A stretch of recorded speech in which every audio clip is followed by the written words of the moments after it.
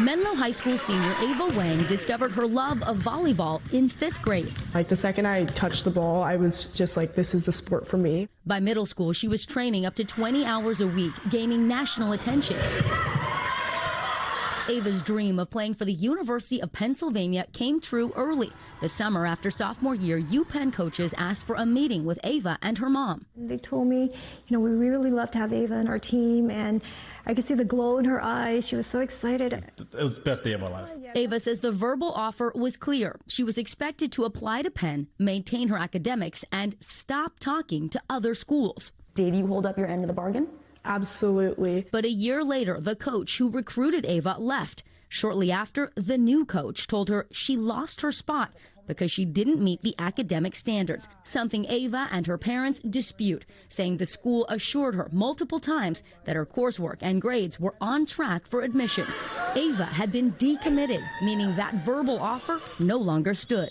The hardest part is watching our once brave, powerful, strong, confident daughter just spiral into this black hole and doubt everything about herself. Penn declined to be interviewed, citing student privacy, but said in a statement, Penn Athletics is committed to recruiting highly qualified and athletically gifted student athletes. Decommitting has happened for decades. Ramogi Huma is an advocate for college athletes. Why do schools do this? They do it for typically two reasons. One is schools often offer more opportunities and scholarships than they have to give. The other is that a school changes their mind, and the system is not like this on accident. It's been designed this way.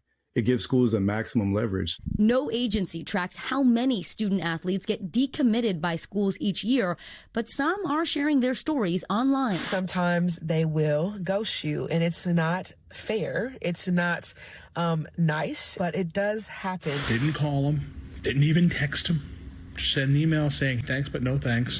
When somebody says to an athlete, trust me or trust us, you absolutely shouldn't do that. Darren Heitner is a sports attorney who advises athletes and families. Does a verbal agreement have any legal standing?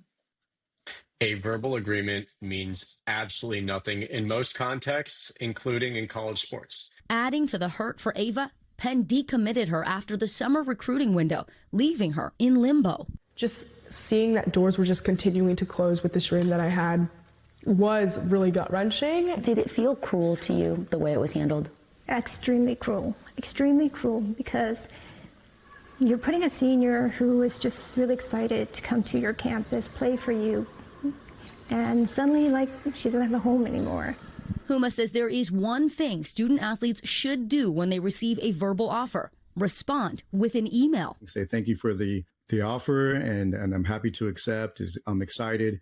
It may not be exactly a legal solution or silver bullet, but there's something there. As for Ava, a silver lining. She's continuing her volleyball career at Columbia University, joining the team this fall. This is a side of just sports in general that is just not spoken about. And I really want to spread awareness about that so that there are not other kids that have to hurt in the same way that I did. We thank you for watching, and remember, stay updated on breaking news and top stories on the NBC News app or watch live on our YouTube channel.